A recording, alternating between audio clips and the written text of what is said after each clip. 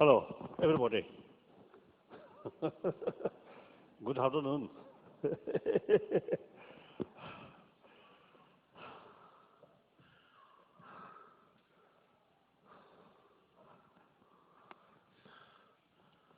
Brothers and sisters, I am very, very happy to be here once more. I think this famous city, once I have been here, seeing what called the bell, liberty. Although there is some crack.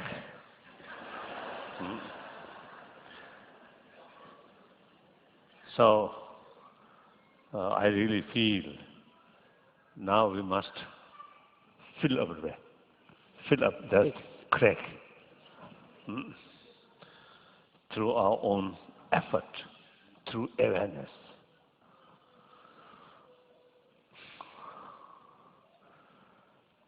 So then, here, this time, I came on the invitation mainly from the karmic community. So the karmic people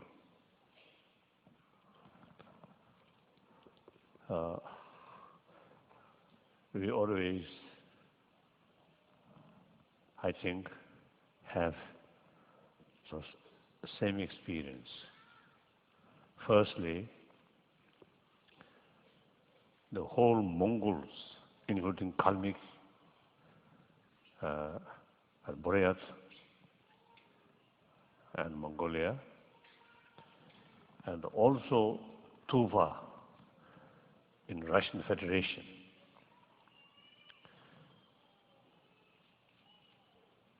All these community, we are sharing same Tibetan Buddhism. Then in 20th century,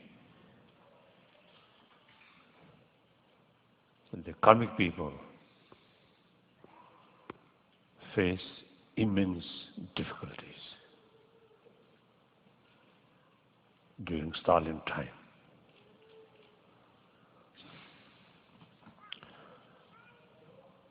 And then later, we also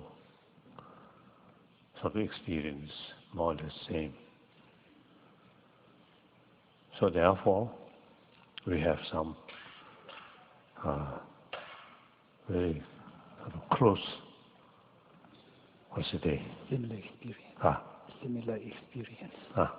Similar experience. I can't hear. What? Similar experience. Lovely. So with the Tibetans and Kalmykians, we have a similar experience.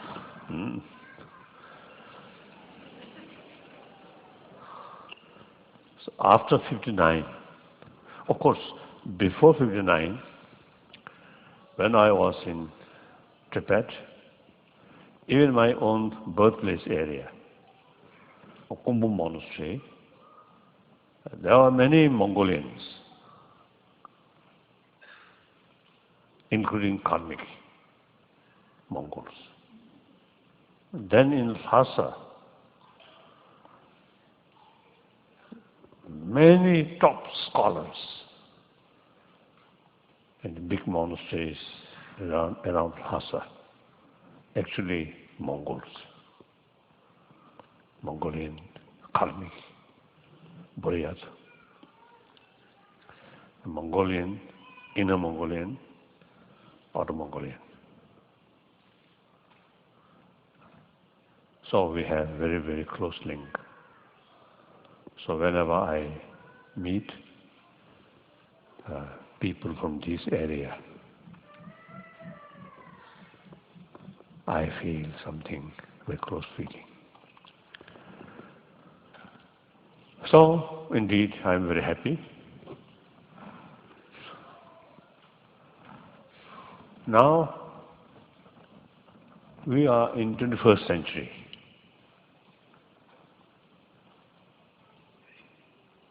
the 20th century, in a way, century of violence, century of bloodshed.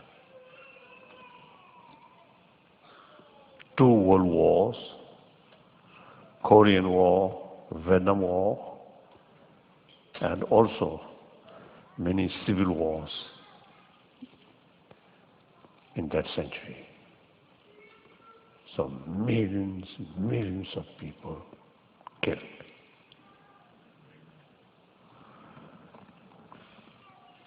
Within the century, I think human beings' way of thinking, I think a big change. In the early part of 20th century, concept of war is something normal. And many people feel war is unavoidable today. So actually after 2 World War, the Second World War, many people prepare for Third World War. But it never happened. Instead, I think many, positive signs. Now, for example, my first visit in Karmik, I think Karmik, maybe including Karmik or not, I can't remember very clearly. But my first visit Mongolia through Soviet Union, that was 1979. Still totalitarian regime.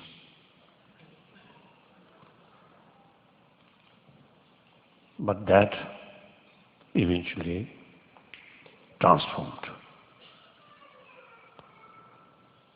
with the disappearance of Berlin Wall.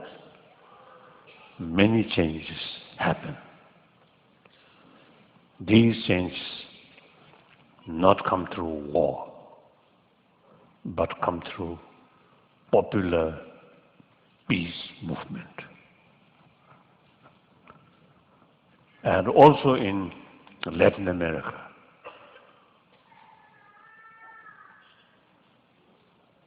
And some other places. I think one example, like a Philippine dictator, again changed by popular movement. So these things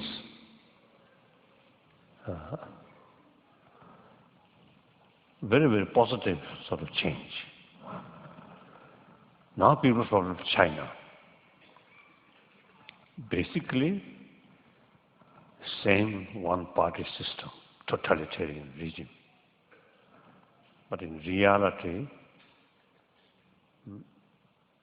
today's China, compare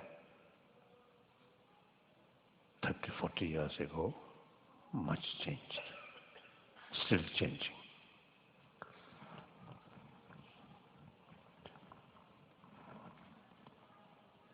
So the war and peace, I think peace really gaining strength or upper hand.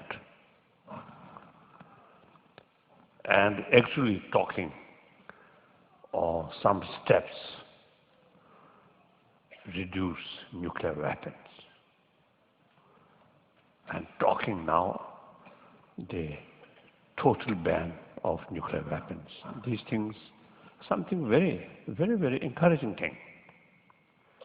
And then, in the early part of 20th century, nobody talking about importance of environment.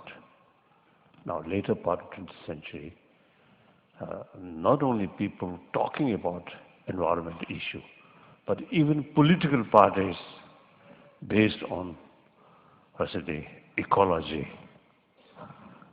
sort of issue. So those green parties. So these are big change. And then also the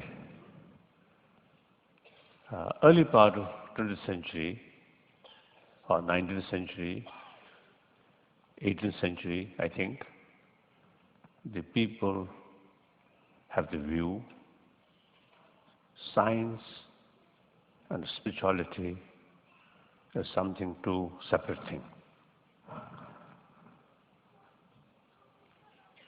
Now, in the later part of 20th century,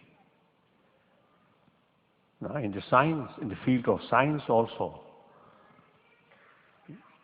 now talking about emotions or mind. So with that interest about spirituality, which is dealing with emotion, also now growing. Sushas, I can come closer. My English is very poor. Never progress. And worse, now getting older. So my English also getting older. So I need his help. So he remained far, a little bit sort of afraid. I think that's wrong. No danger. Come closer.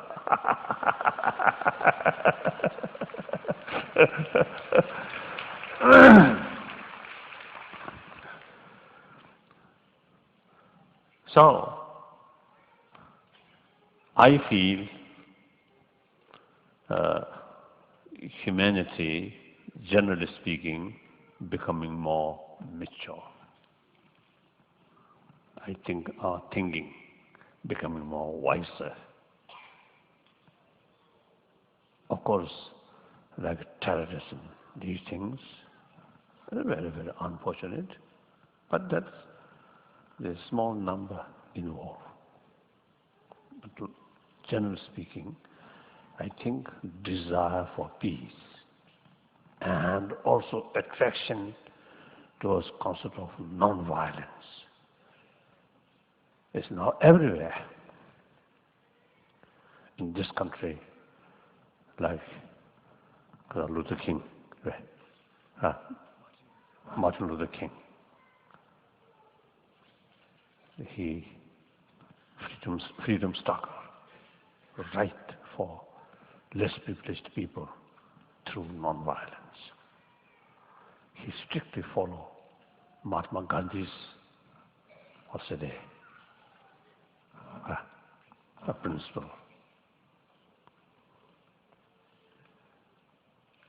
So one time I met his widow, his wife, I met. She told me that Martin Luther King so much attracted towards Gandhi, Mahatma Gandhi. So even he want to dress like Mahatma Gandhi. His wife told me. And then I felt, oh, this is a little bit strange. One African American, dressed like Mahatma Gandhi, perhaps with one stick, without a wristwatch, but one pocket watch here. Anyway, not practical, like that. And then South Africa, under the leadership of Nelson Mandela, the transformation of South Africa through non-violent way. So these are, I think, the basis of our hope. And this century definitely will be more peaceful, more happier world can be. Meantime, we have to make effort in order to achieve genuine peaceful world. Two things: external disarmament and internal disarmament. These two things are very important.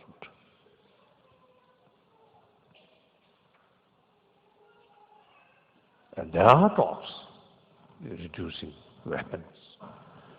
And some Nobel laureate already making some effort, arms trade, particularly to those nations whose sort of system not very peaceful, whose country not very peaceful. So some kind of sort of movement for checking arms trade.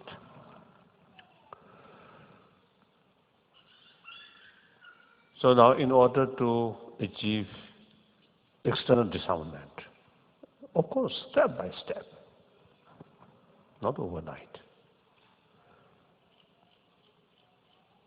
Some of my friends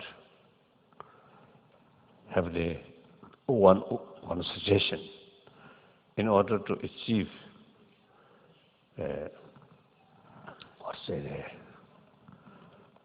less risk of war is they create unified force, like Franco-German unified force.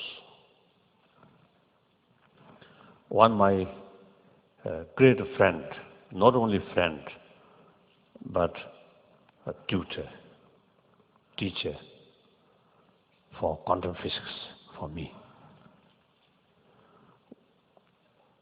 One late German professor, von Weizsäcker, great physicist.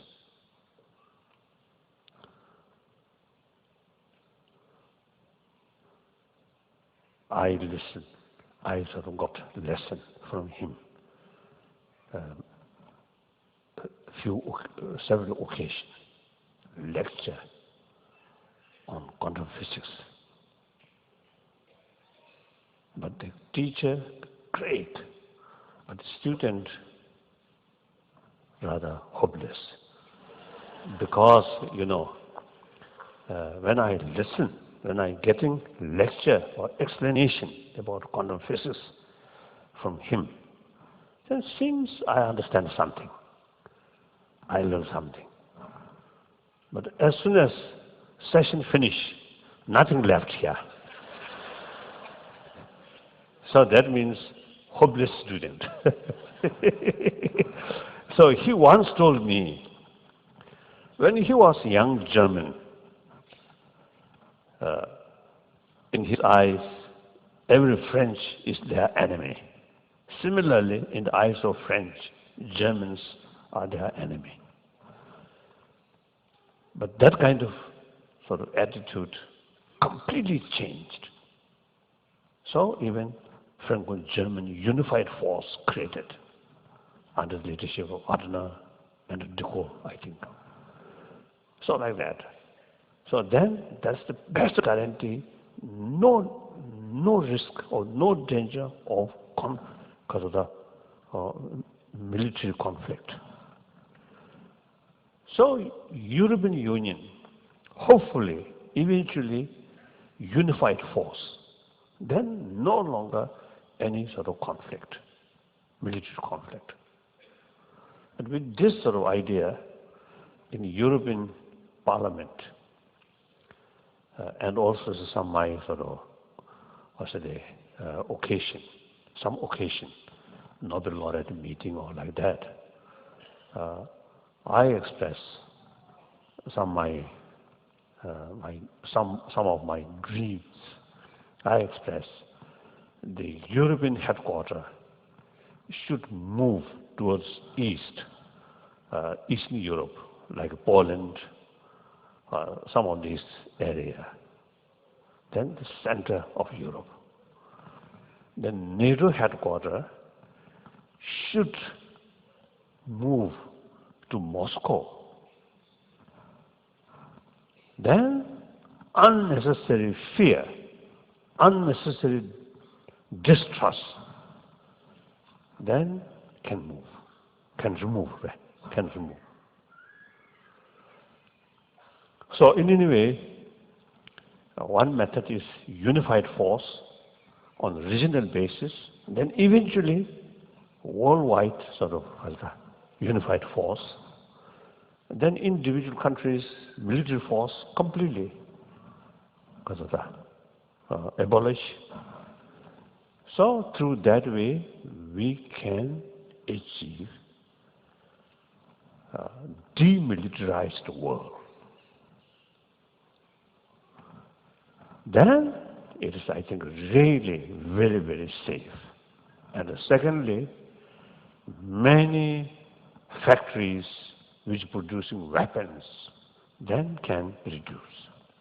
For environment issue, for economy issue, both fields, I think, some benefit. In any way, in order to carry some effort, some program towards that line, firstly, we need inner disarmament. Must reduce hatred, jealousy, suspicion, distrust, fear. How to develop? Through injection? No. Through surgery? Maybe. The part of our brain which contains the fear, anger, jealousy. If that part is removed, then other part of the brain eventually may replace. So therefore, unless whole brain take out, then we will die. So therefore, you see, the peaceful mind, in order to develop peaceful mind, compassionate mind, through operation is impossible. So, and then on this planet, there is no shop who are selling peace of mind. So logically, peace of mind must develop within ourselves through training, through awareness.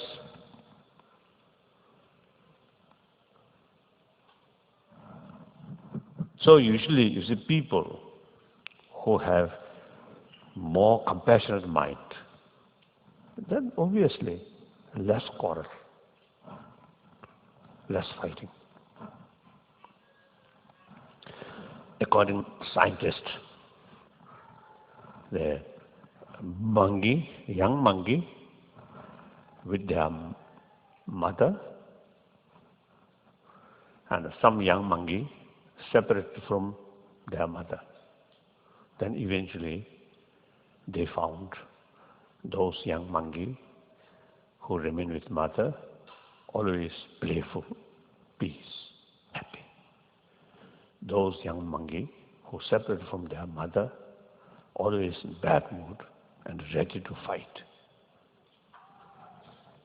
So, human compassion or affection really make big differences.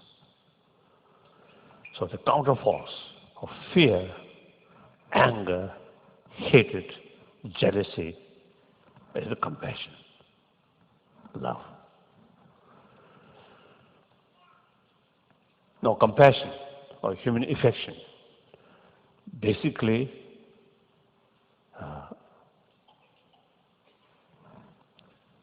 biological factor.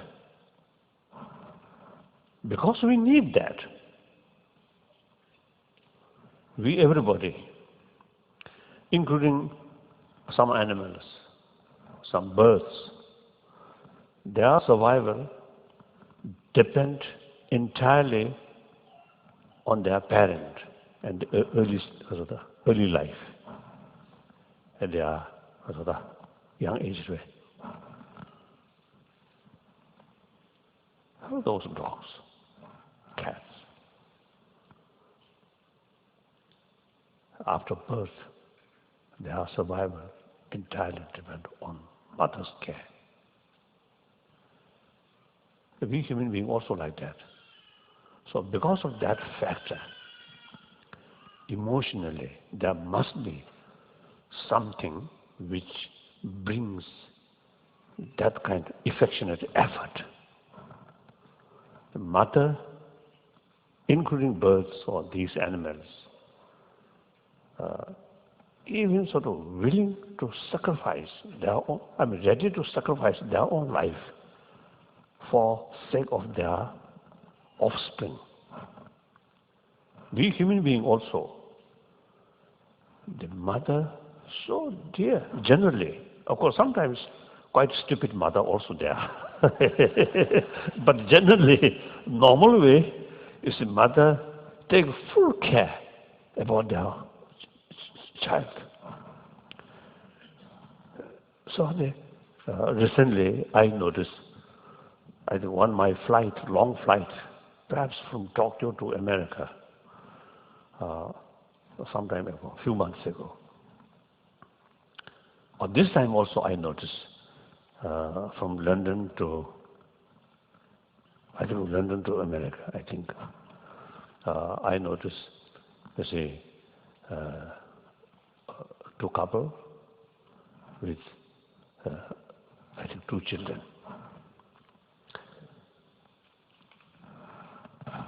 They, one occasion, the night flight, 7 hours, I think 7 hours. So one boy, okay, little older, bigger. One quite small. The whole night is that small one, never sleep, running and shouting or crying. So the father, at the initial stage, father also taking care that child. And after some time, father simply lay down, sleep. Then the whole night, the mother, without sleep, always, you see, running, follow that young, active young boy, maybe boy or girl, I don't know. Like that. The next morning, her eye become red. I noticed. So mother is taking special care. That kind of energy should bring by certain emotion. That is love, affection. So in order to survive, their offspring need special care from the mother. For that, there is certain element in the emotion which brings that kind of energy. That's love, compassion, or affection. So this is a biological factor. I think biological factor is something quite interesting. According to some scientists, when human anger develops, the blood circulation more in muscles of hand. That means ready to fight. Then fear develops, then blood circulation more in muscles of leg. That means for run away. Strange, isn't it? So emotions and the biological because of the physical conditions, very much because of the, cooperation. Mm. So the taking care of other, that kind of energy, special energy, must bring out of certain emotion. That's the affection.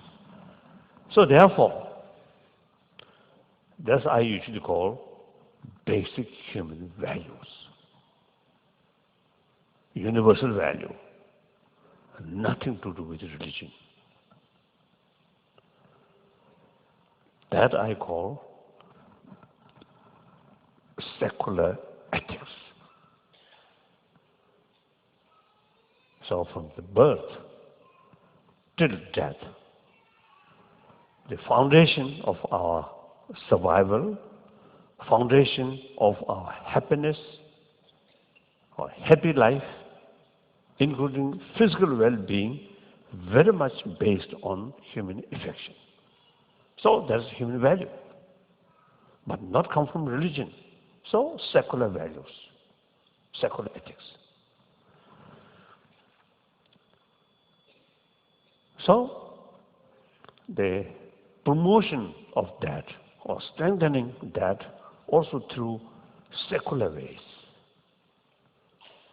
That's my number one sort of commitment or lifelong commitment. Till my death, I committed to promote human values, human affection through secular ways. So using our common sense, common experience, then scientific findings. Now scientists,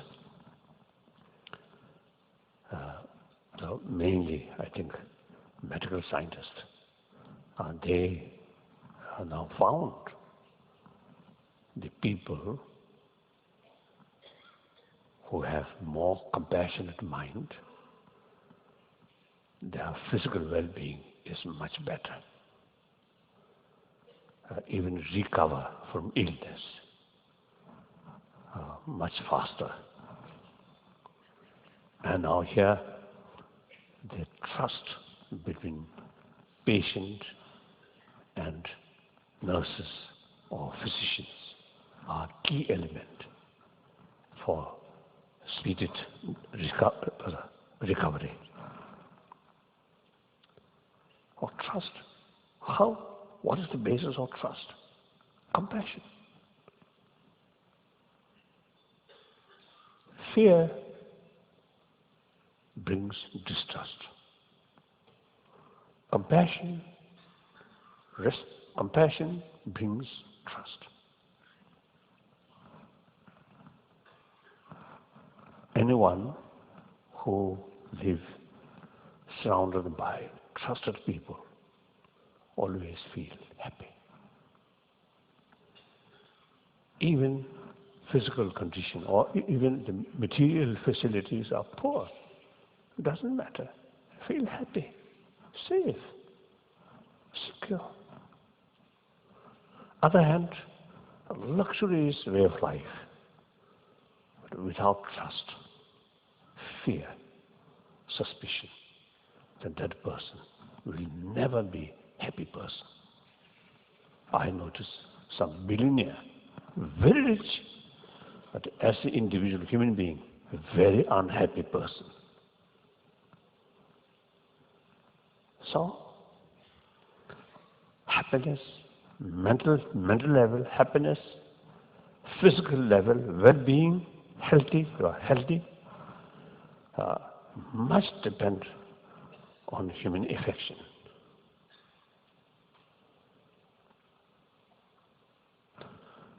So, and then also you see medical scientists, some say hatred, strong anger, fear, eating our immune system. In any way, weaken our immune system. Compassionate mind, increasing our immune system, or at least to sustain. Well, so, these are basic human values. And for a happy life, These things are very, very essential. I think this is important to know. Otherwise, sometimes people get the impression compassion or forgiveness, these are religious matter. Those people who have no particular interest about religion, then they also neglect about these values. That's totally wrong. Whether you accept religion or not, that's up to individual. But everybody wants a happy life, the healthy body. We are doing jogging or some yoga exercise. These also is good, but one key factor is peace of mind. So, now that is one level to promote human value.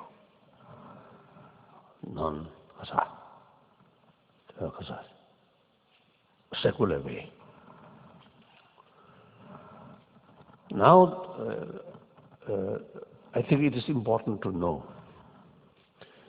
the affection or compassion, two levels. One, compassion, mainly biological factor, that is usually biased and mostly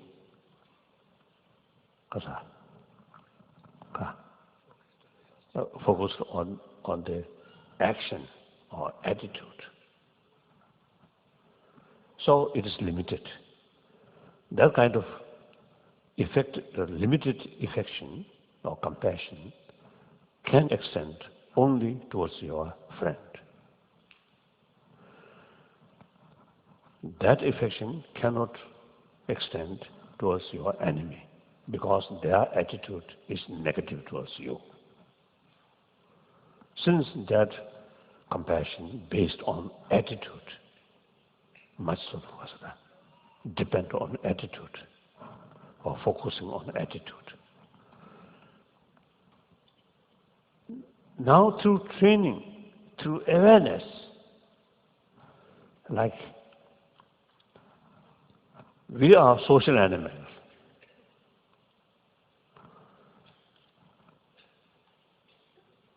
So individual future entirely depend on the rest of the community. Now, for example, my own case, I'm one of the 6 billion human beings. My future entirely depends on the rest of the 6 billion human beings. 6 billion human beings suffer trouble. I, one single person, cannot escape from that. So therefore, and particularly now, modern reality, global economy, environment issue, due to all these sort of new factors, the individual interests entirely depend on the rest of the community, rest of the people. There is no independent, isolated, absolute interest for one individual. That's that. So according to that reality, now our century-old concept we and they is no longer relevant. We must look entire 6 billion human beings as a part of we.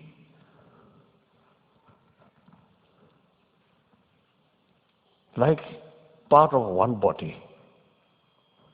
Hand, leg, separate, different, but part of your body. So if something goes wrong here, our hand must extend help. It is foolish. It's leg. This is not hand. So let them care. This is wrong.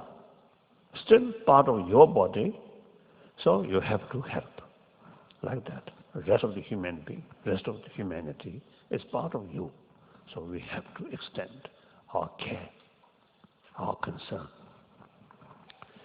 So using these reasons through awareness, we can extend our affection, our compassion, then beyond our immediate friend, to strangers, finally to enemy. As far as attitude is concerned, some people are negative towards to you. But still they are part of the human being, part of our society, part of our community. Indirectly or directly, my interests some way link with them. So we have to take care. So our affection, our compassion can extend towards our enemy. That's unbiased compassion. That's real compassion. Unbiased, unlimited, based on being itself, not attitude. So that we need more effort. Other limited compassion by physical product automatically come. But the second level, we have to train. We have to achieve that through training. So that is basically we human beings need human affection. It is the basis of our future, basis of our happiness. Now for that, I feel 3 ways to promote that. Number one, as I mentioned earlier, through secular ways, promote that. Number two, theistic religion, Christianity, Judaism, Islam, mainly these three. Because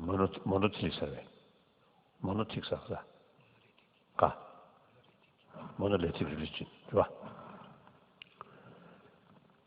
Because, it is monotheism. Monotheism, which believes in a single God.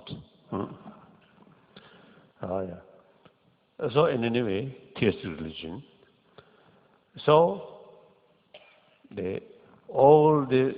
basically all the major religious traditions carry same message of love, compassion.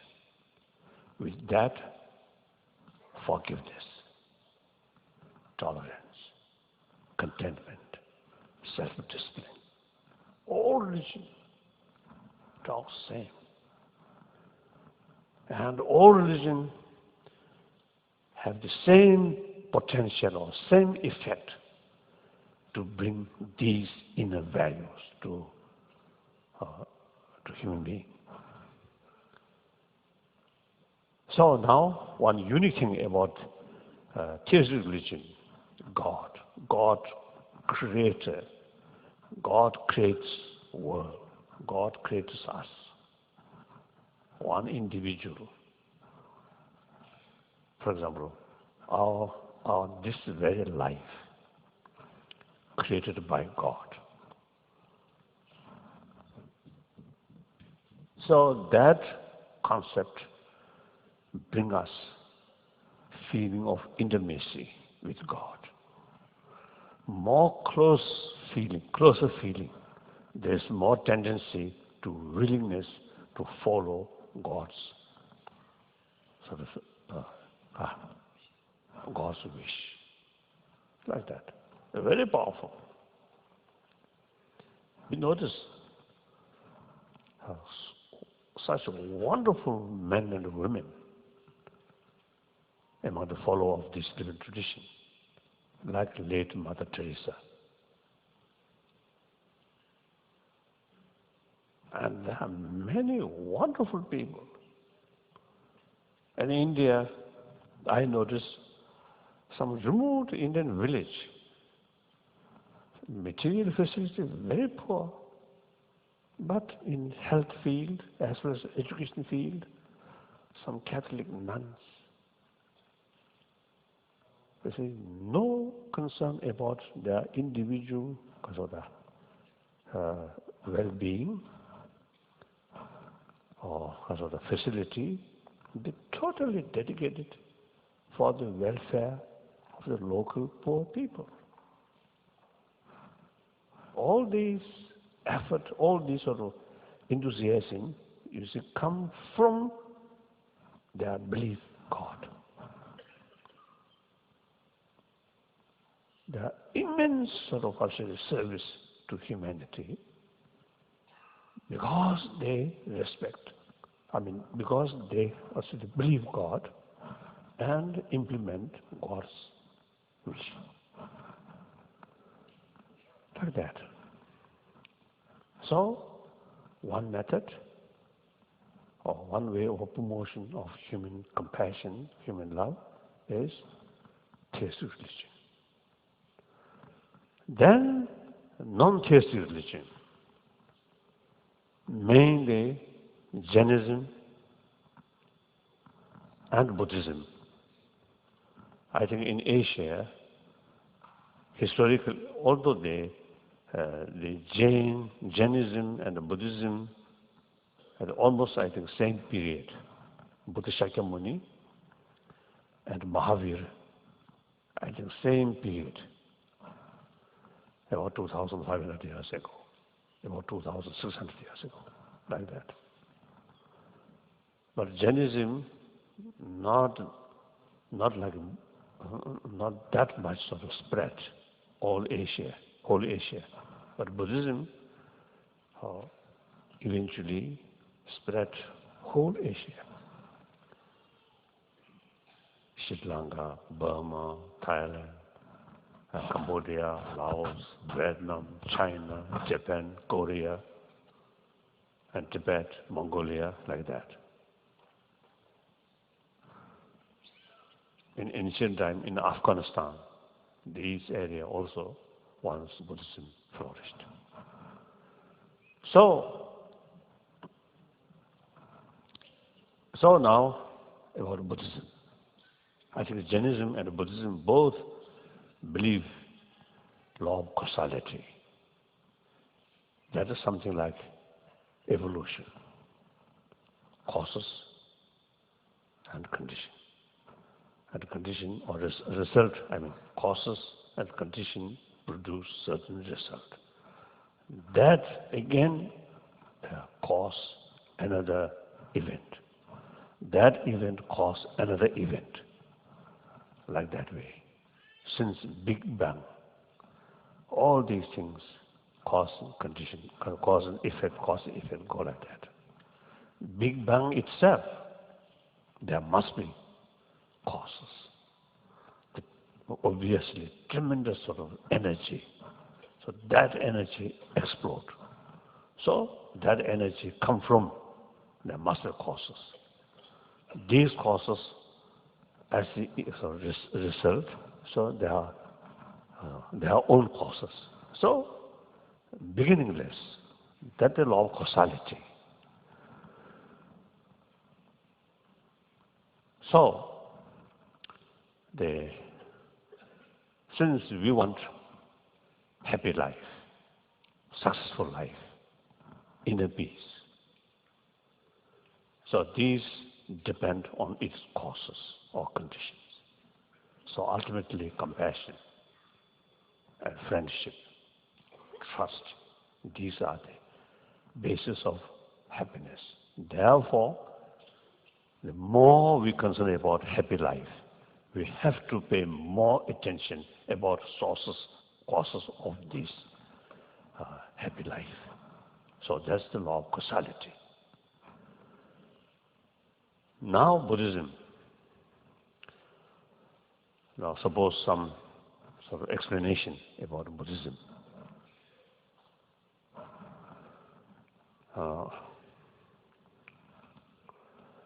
Buddhism,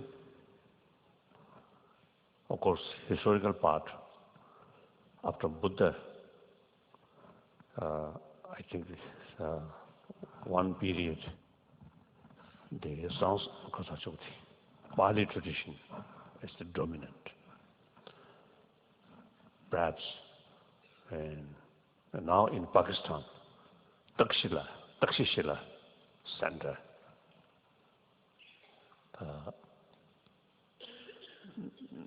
Then, I think since first century, then in Bihar, the Nalanda institution started. Then next a few centuries, Nalanda institution was the key Buddhist learning center. There, the many Nalanda masters then used Sanskrit language. So eventually, the Pali tradition and the Sanskrit tradition, two things.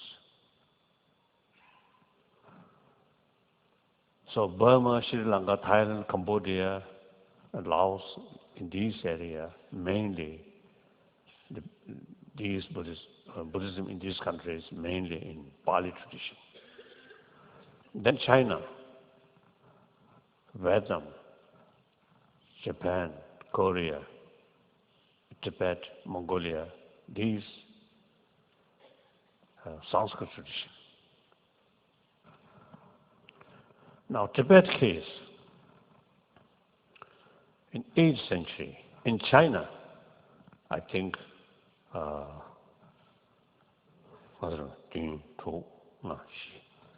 think 3rd century, 4th century, Buddhism reached China. So Chinese Buddhist, I usually say,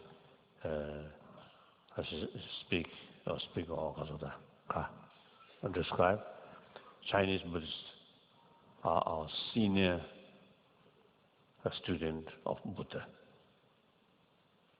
Of course, Thai, Sri Lanka, these are senior most, eldest. Then, as far as Sanskrit is concerned, then China is senior. Then Tibetan, 8th century, later. So, junior student. So I always, whenever I give teaching or lecture on Buddhism to Chinese Buddhists, I always make salutation. Meantime, I also jokingly telling them, as far as knowledge is concerned, junior student sometimes better.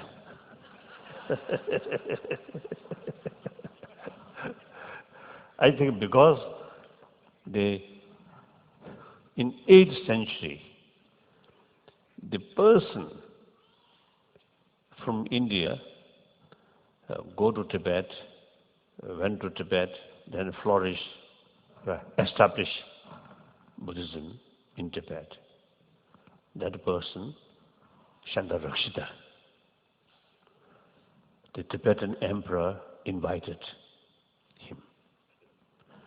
So Chandarakshita was one of the top scholars of Nalanda institution. In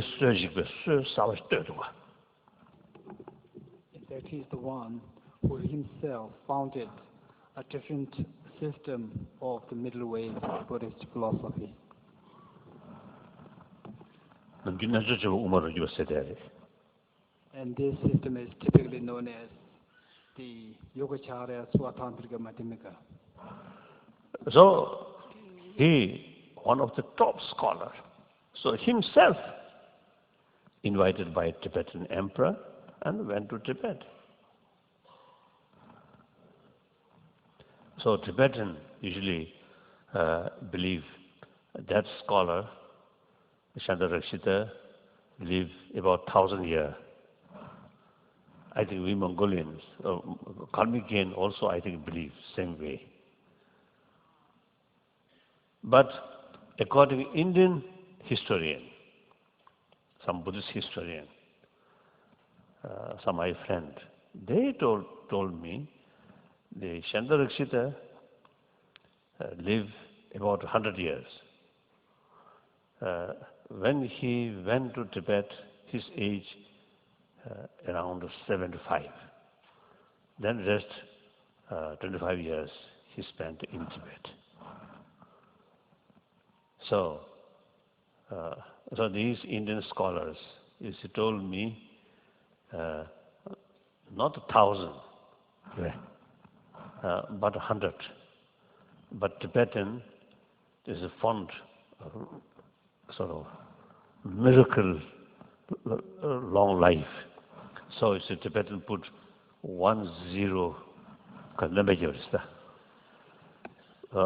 extra. so 100 make 1,000. So in any way, is it that great Indian master is he personally came to, personally is he take the full responsibility to establishment of Buddha Dharma in Tibet. So he, great philosopher, monk, great philosopher, great logician. So naturally, a teacher like that, he wants his student become like that. So he emphasizes importance of learning, importance of study. Whereas in Chinese tradition, some masters emphasize importance of meditation, not much study. So that makes differences. So in any way, Tibetan Buddhism is pure tradition of Nalanda tradition. Now, for example, including myself and these sort of scholars, we carry a sort of same sort of pattern, our study. My own case, around 6, 7 years old, I already started learning those root texts wrote by Nalanda master by heart. At that time, I have no interest to learning, but my tutor always keep whips, So at that time, myself and my elder brother, we carry study together. So my tutor kept 2 whips, one yellow whip, one ordinary whip. So suppose that yellow whip for Holy Dalai Lama. So that whip, yellow, because they use for holy students, so that whip also should be holy whip. So yellow color. But fortunately, I never used to get that whip's blessing. But if really get that blessing from that whip, I don't think any holy pain. I think same pain. So next few years I study out of fear, not volunteer. But in any way, that's one example. You see, we study all major important text, root text, learn by heart. Then gradually, commentaries, word by word explanation. And not only that, debate, dialectical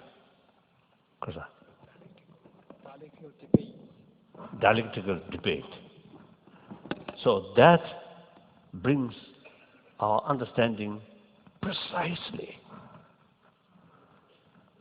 So that's, I think, real advantage of the system which introduced by that great Nalanda master. Till today, that tradition kept alive. Now,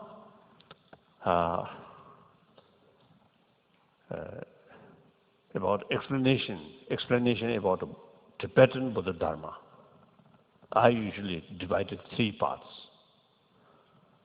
Buddhist science, Buddhist concept or Buddhist philosophy, then Buddhist religion. 3 parts. Now here differences is, I think differences with other tradition is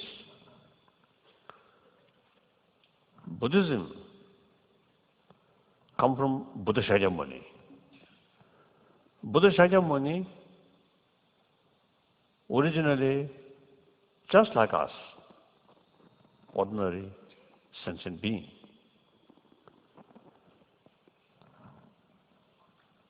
Then with help of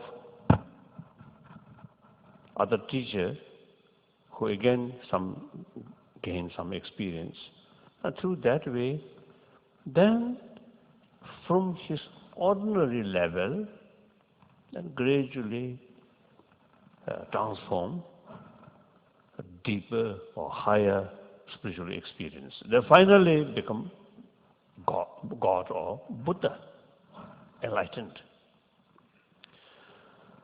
So Buddhism start from ordinary level, finally become Buddha. The theistic religions come from God to human being. The Buddhism from human level start to become Buddha.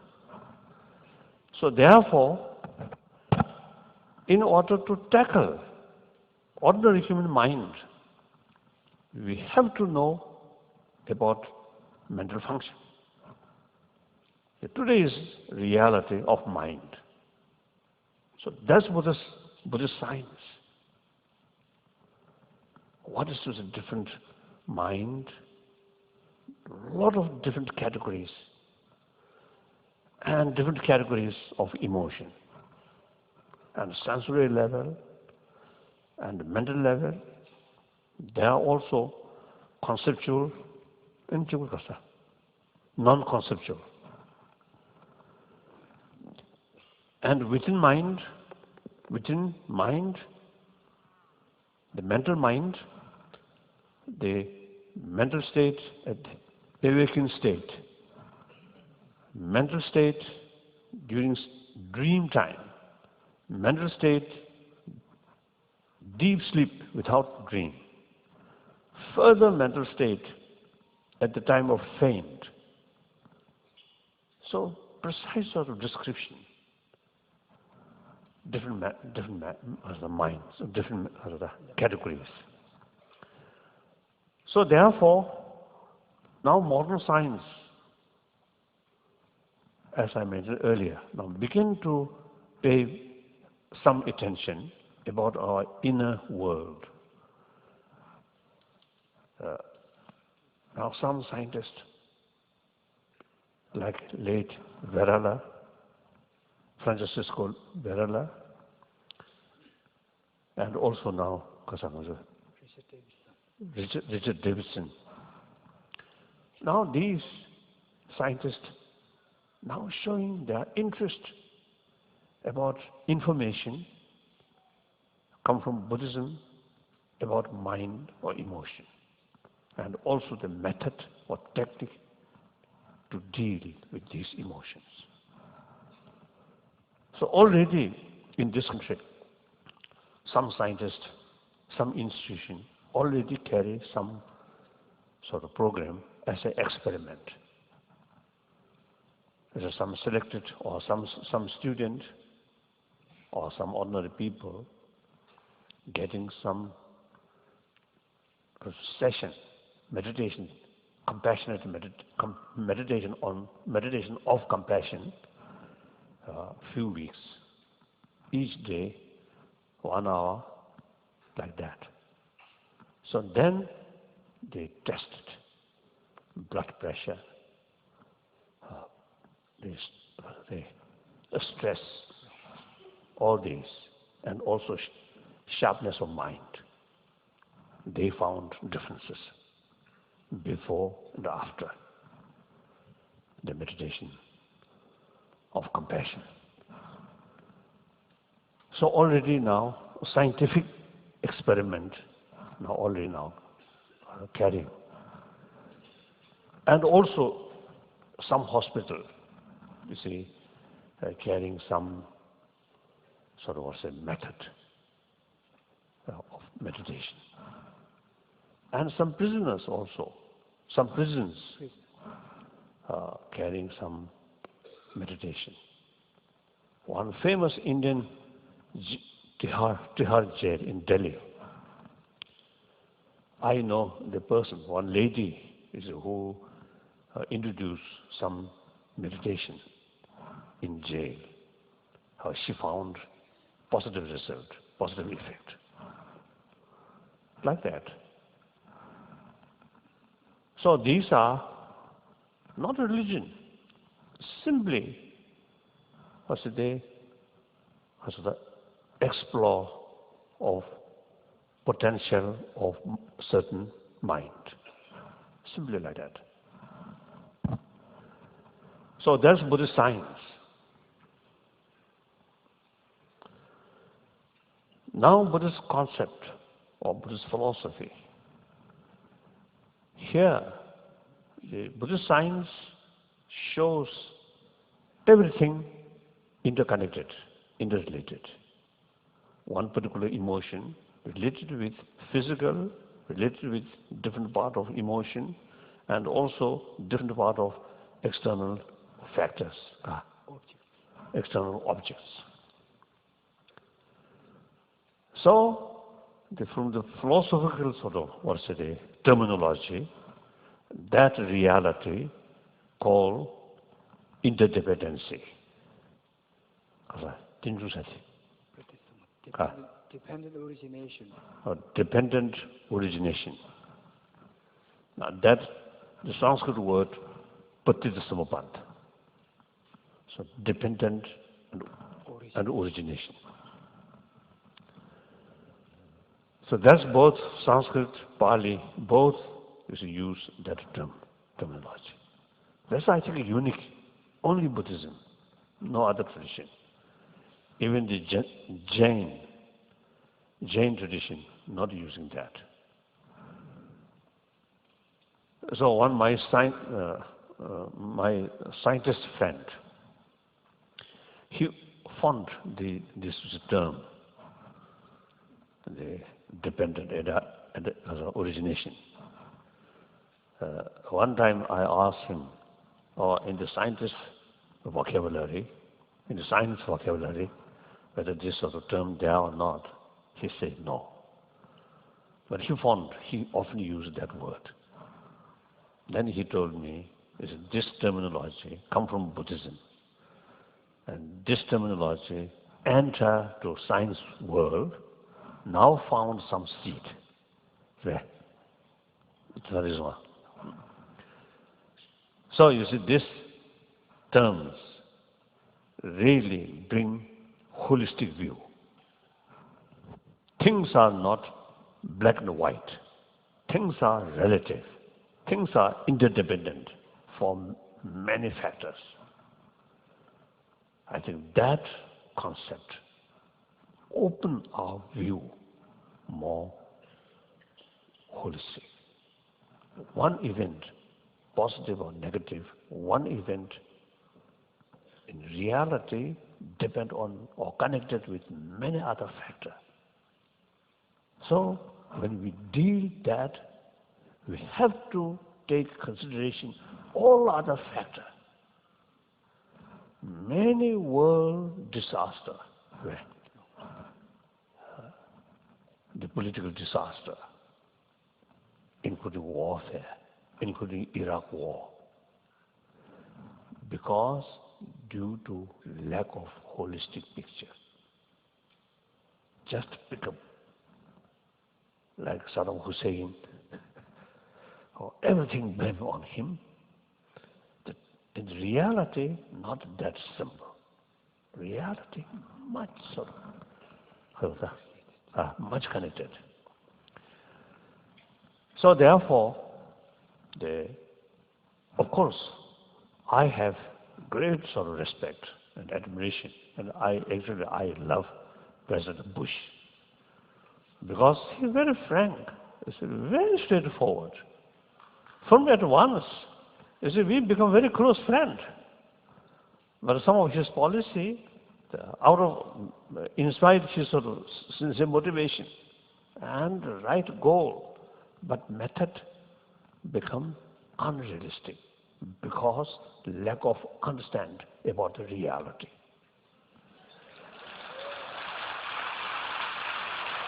So in order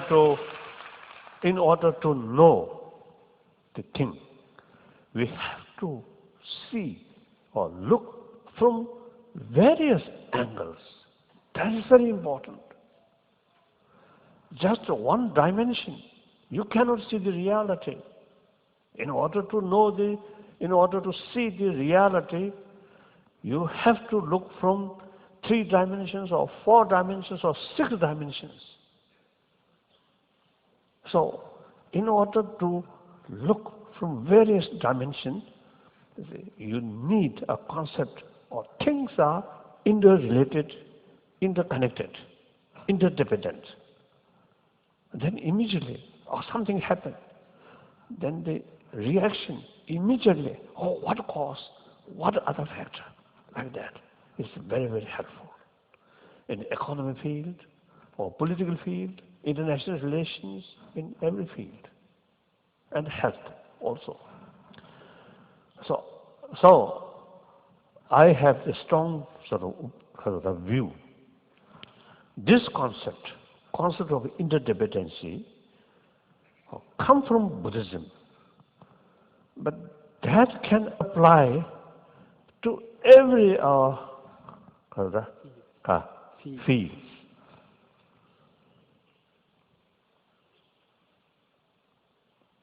Even those, you see, people who enter religion,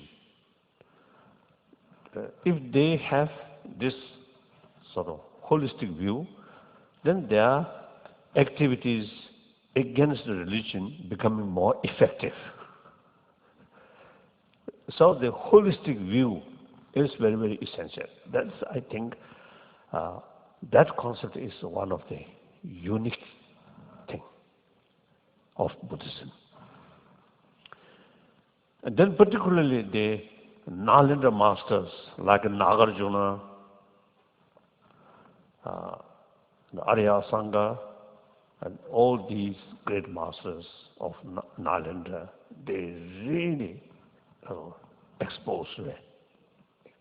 They really clarified this concept so much. So those karmic people, mainly Buddhist, please study more these texts. So it can be very useful. Otherwise, we just so through that way, the concept of salvation, moksha, then come, and Buddhahood also. So, to Buddhist, our final destination is Buddhahood. Everyone have Buddha nature. So, on the basis of Buddha nature, through training, our mind can become enlightened mind. So, knowing these things, then Buddhist religion, Buddhist ritual, that's useful.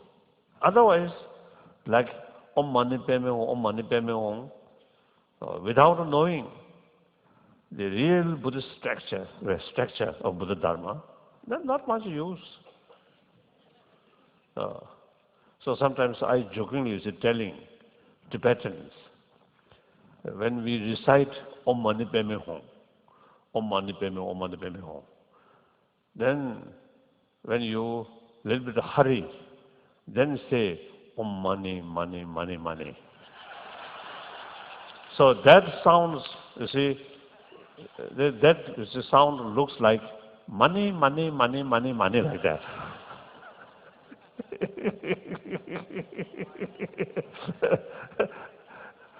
So that's, I think, quite honest we ourselves is thinking importance of money. So express money, money, money, money is good. Sometimes we pretend something very holy, but in deep inside, thinking only money. Like that. So Buddhist science, Buddhist ritual, Buddhist practice, Buddhist religion, based on Buddhist concept. Buddhist concept, like true truth, Four Noble Truths, these based on Buddhist science. So we need thorough knowledge about these things. So knowledge through prayer, impossible. Knowledge by study. So there are three kinds of wisdoms, or there are three kinds of learning. Learning or wisdom derived first through studying, and second through reflection, and third through a serious meditation. So, now conclusion. Buddhism, basically two things. Buddhist concept or philosophy, Buddhist practice.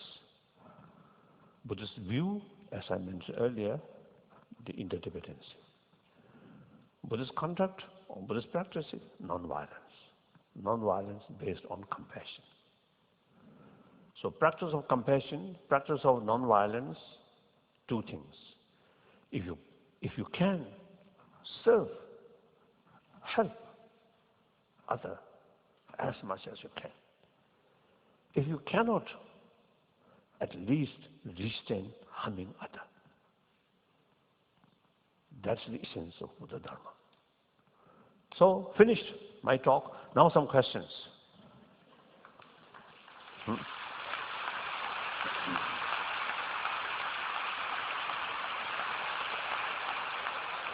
Thank you, thank you, thank you.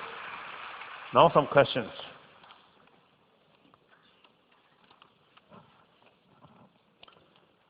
There are some questions which arrived here. One, as karmics, we are taught from young age to recite Chenre 6 mantra, Om Mani Padme Hum.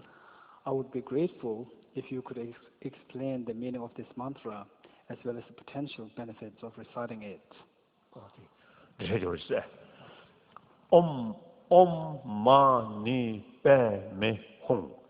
6 syllables. Om means, again, 3 letters are Umma.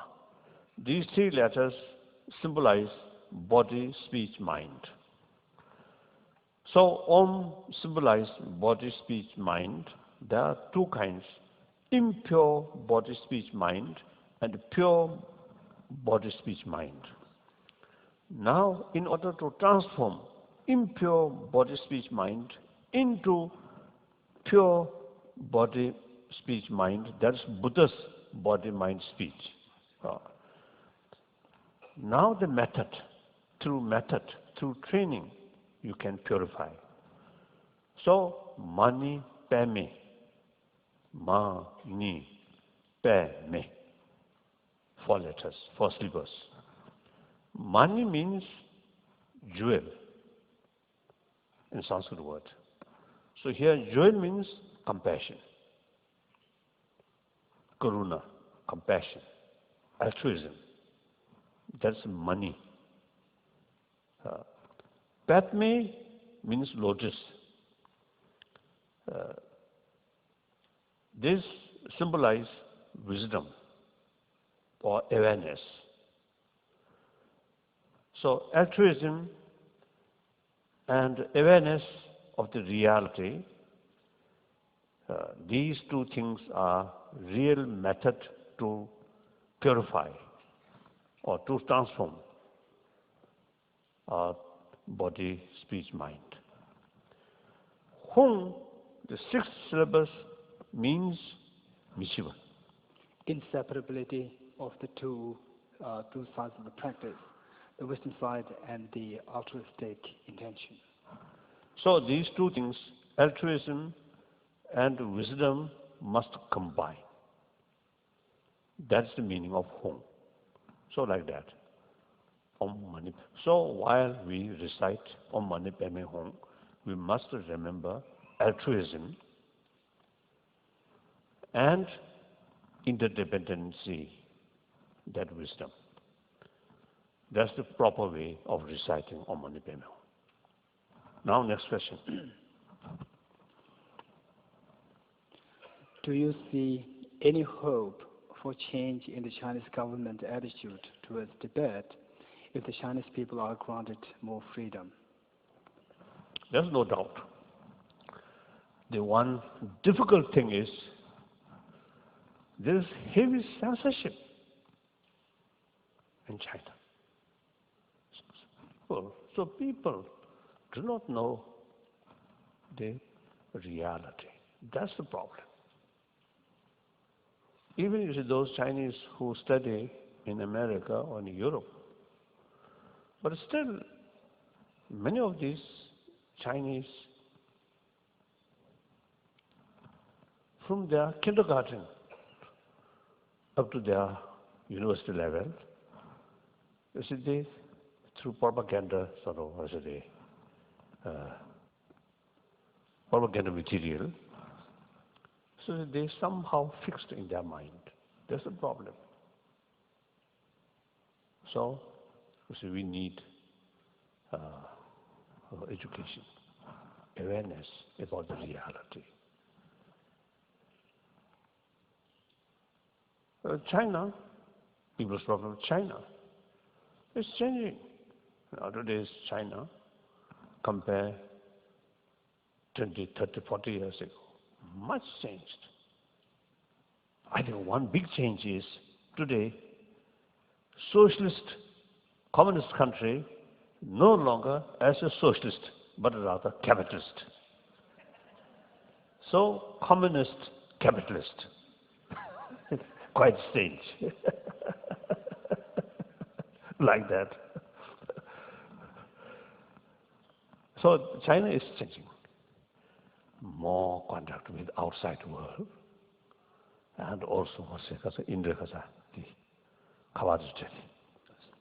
The communication, no, internet, and internet or these things really it makes differences, but heavy censorship in Tibet, like that, or in China, like that. So the Chinese, all like that. Now, next question. in your view, is it possible for one person to have more than one religion? For instance, can one be a Buddhist and a Christian at the same time? Or can one be a Buddhist and still believe in the divine power of a supreme being such as God? At the initial stage, you can be both Buddhist, Christian. Then eventually, more sort of, a specialist. Then, difficult.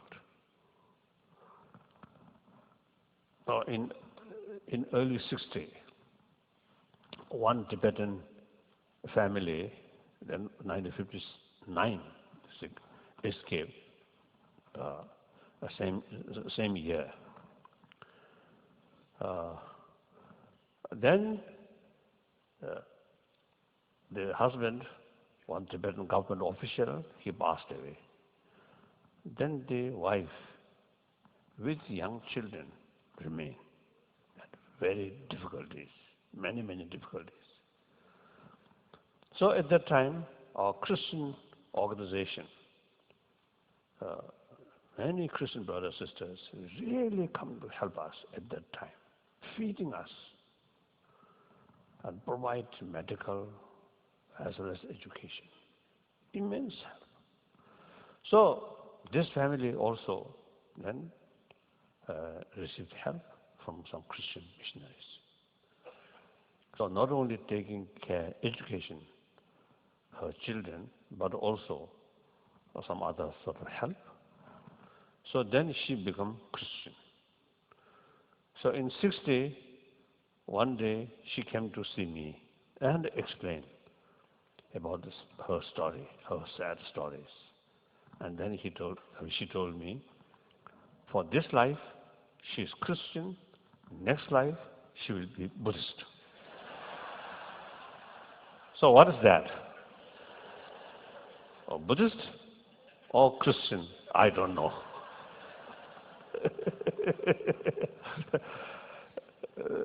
And then also, you see, one my Christian friend,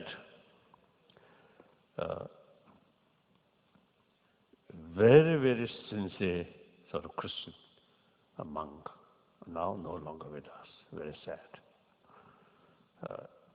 He always showing genuine concern about Tibet, and also he always is eager to learn some of Buddhist different ideas.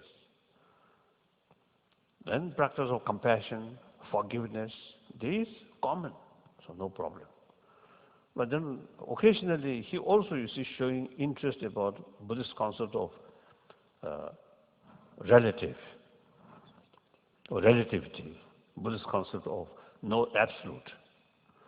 Then I told him, now this is not your business. This is Buddhist business. So don't mix these things. I told him. So then, about the relative theory, then difficult to accept absolute sort of creator. If you believe, if you feel absolute creator is more effective to you, then don't think about some Buddhist sort of different sort of theory. As far as a common practice is concerned, no problem, learning from each other. Like that. Then next question. So already some my Christian friend was a practice or adopt some Buddhist technique about forgiveness, about compassion. That's absolutely all right. And also the Buddhist adopt is some Christian practice, also very useful, like that. For several decades now, Your Holiness has been interested in looking at the intersections between science and religion. How do you see the dialogue between scientists and Buddhist practitioners developing in the coming years? What does science have to yet to learn from Buddhism, and what does Buddhism have yet to learn from science? I think I briefly already mentioned. Since you see Buddhist science, not Buddhism as a whole, our dialogue with scientists, we are not talking about next life. We are not talking about Buddhahood.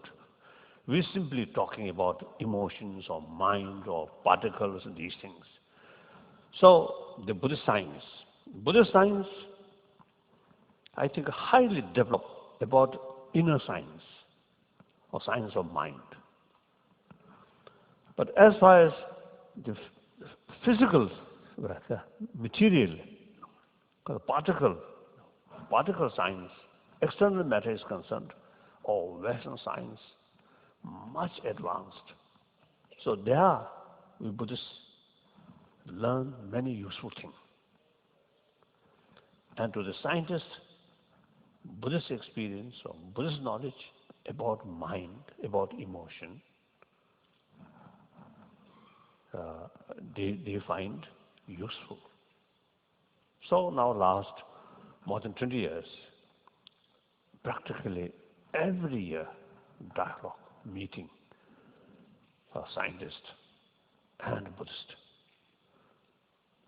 So among the scientists also now growing interest. To the Buddhist, initially just my own out of curiosity, these dialogues started. But now it becomes something very useful.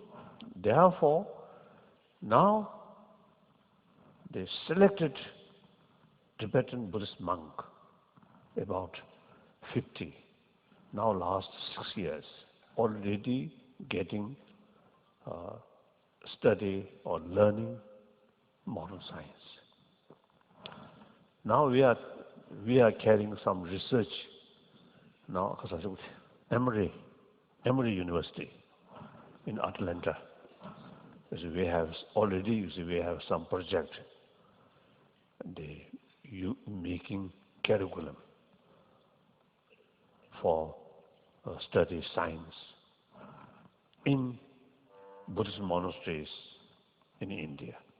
We already have that kind of work. Curriculum. Already curriculum roughly now already finalized like that. So we are now eventually introduce in monastic institution Modern science. Science as a subject to study. So now it is more or less institutionalized. So it is good. It is healthy sign. Very good. Very useful. Next question. His Holiness the Dalai Lama considers his religion as kindness. Those who do not know much about Buddhism, like me, might think that kindness seems to require attachments to people to whom you give kindness. Please explain how kindness and Buddhist non-attachment can coexist.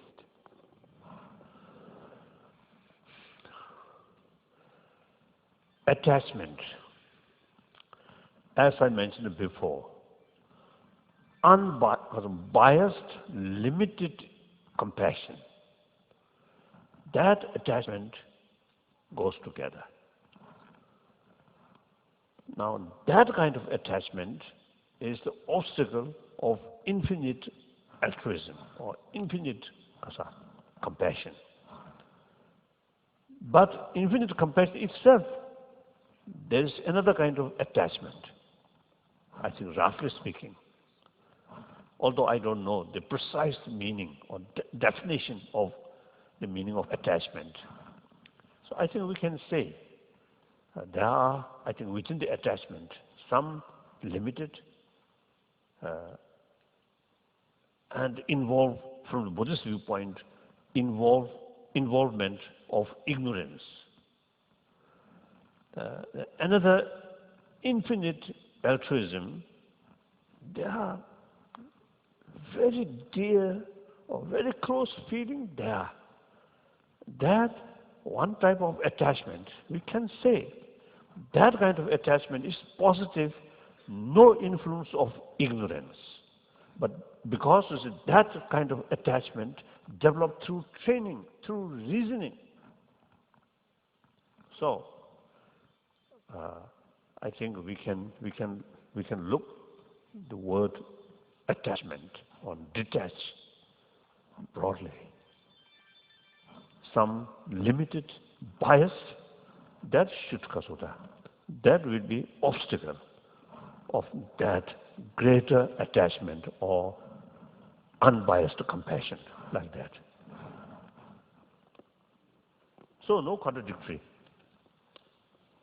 Then last question. Do you believe that the economic development of Tibet and the preservation of Tibetan Buddhist heritage and culture are compatible? That's right.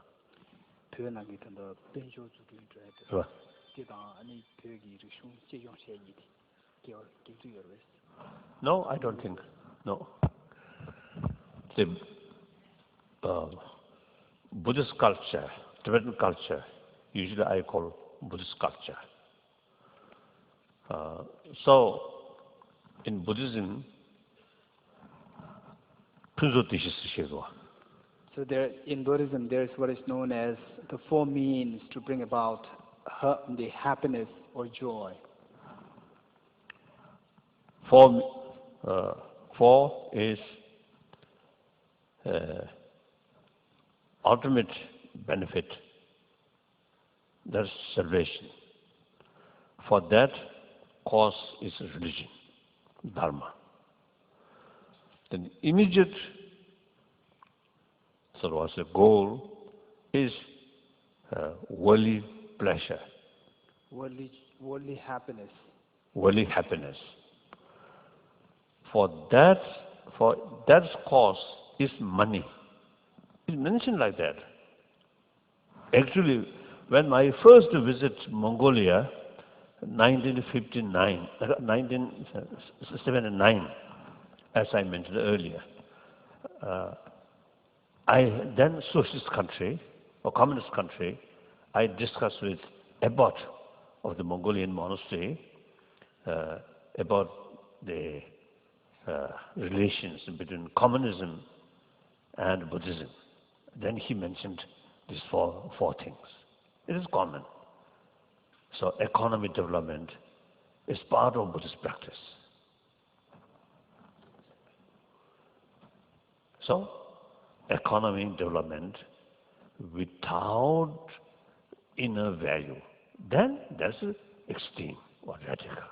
That's not good. But without losing inner value or compassion, these things, or human sense of responsibility, sense of global responsibility, then promoting economic condition is perfectly right and should be. Now finished. Thank you.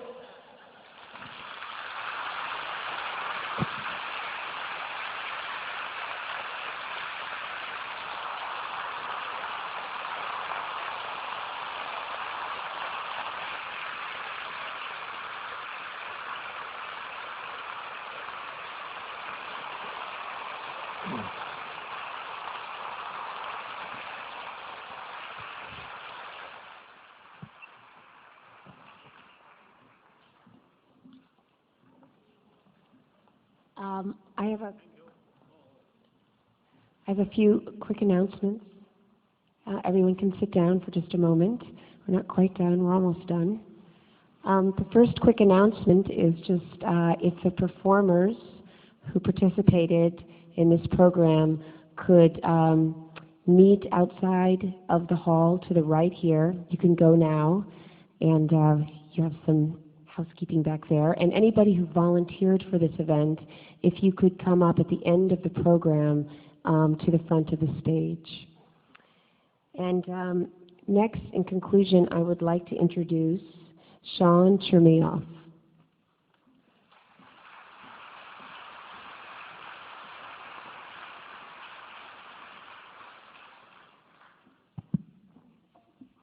I want to thank His Holiness, the 14th Dalai Lama, to accept our invitation to come to Philadelphia to visit with the Kalmyk people and visit the city of brotherly love.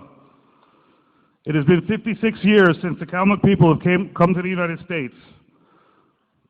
Over the years, this is a period of our time today where we are starting to grow as a larger community. We have many new Russian immigrants coming in from Kalmykia, marrying our families here. The population of our children today is quite large.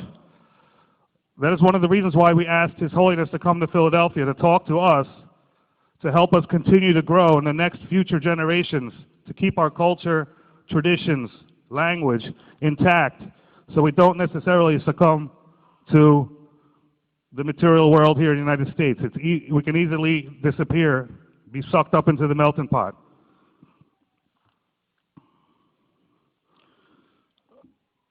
We sold out the venue today. $90,000 were sold, made from tickets. We received over $40,000 in donations from various individuals. It comes out to about $130,000 of total revenue, total income. We had expenses of about $100,000. So we're looking at about a surplus of $30,000 or more.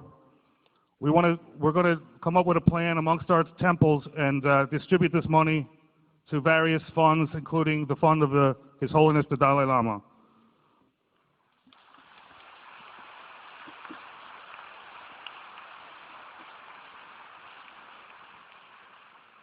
I'd like to thank the Office of Tibet, the private office of His Holiness the Dalai Lama, the State Department, the Philadelphia Police Department, the Kimmel Centers, and all of the volunteers who have made this event possible. I'd also like to thank the Kalmyk Brotherhood Society, the Kalmyk Mongolian Buddhist Center, Rashi Gempa Ling Temple, Nitsan Temple, the Tibetan Association of Philadelphia, the Tibetan Buddhist Center of Philadelphia, the Tibetan Buddhist Learning Center in Washington, New Jersey, the Committee of 100 for Tibet, Norval and Ann Reese, Jerry Lenfest, Ronald Robertson, Lynn Brock, Joseph and Carol Evans, Mark Hulbert, and Meredith Tomlinson. And again, I'd like to thank all the volunteers that made this event possible. All right, there's one more thing.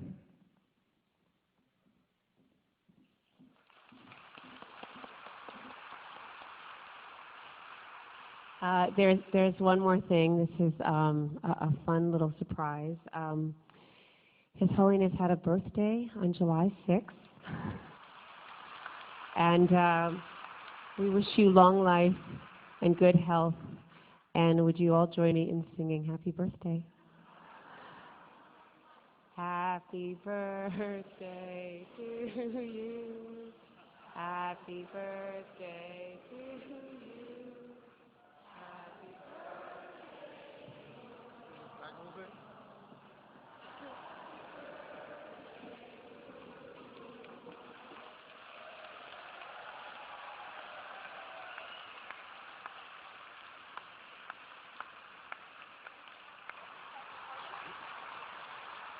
Thank you. Oh. Thank you very much. I think it really show your past sort of experiences up to now. So 1944, Hitler. And 1920 Russian, and 1917 Russian Revolution, and that. Oh. So thank you very much. Oh, where? Anywhere you want. Hmm? That's good. You blow the candle. You blow the candle. Don't forget to blow the candle.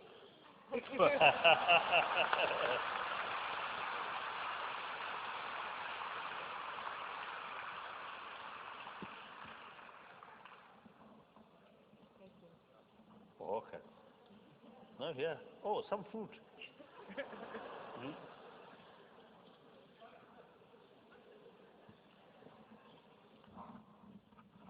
I think you have to eat something. Hold this one. Okay. Oh.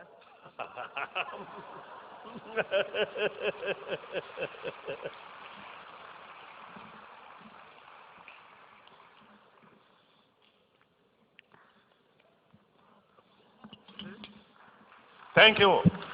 Thank you very much.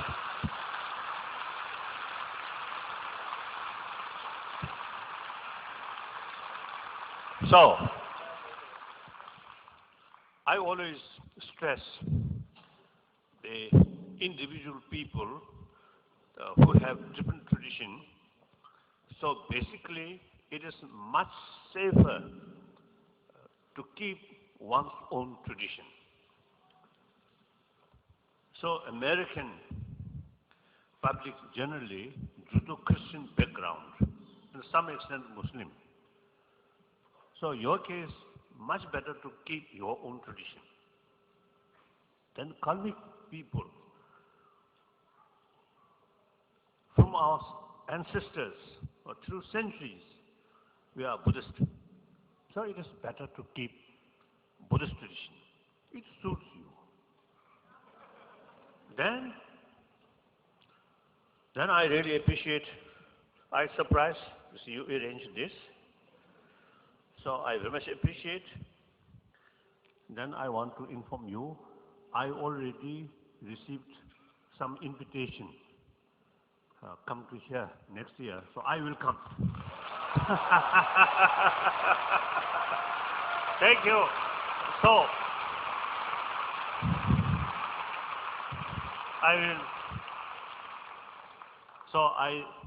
I will see you again next year. So till that, till then, till then, take care yourself, and not only physical care, but also care of our mind, our emotion. That's useful. Thank you.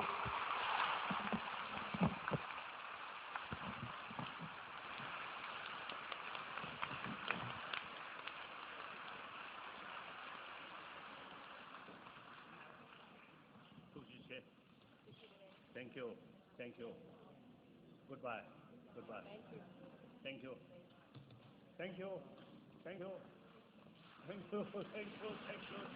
Thank you. Oh, yeah. Thank you. Thank you very much. Thank you. Thank you. Pray. Please pray for us. Thank you.